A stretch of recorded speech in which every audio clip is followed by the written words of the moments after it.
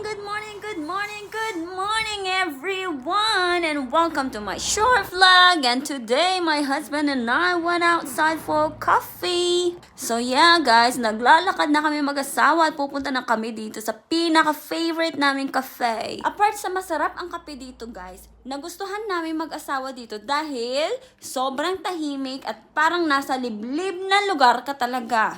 Malinis na, tahimik pa, libre pa ang wifi. At isa pa, guys, napaka-friendly nung may-ari ng coffee shop na ito.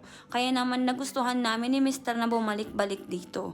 Medyo may pagkamahal yung mga coffee nila, pero alam nyo, guys, worth it. Kasi yung mga coffee po nila is galing talaga sa ibang bansa.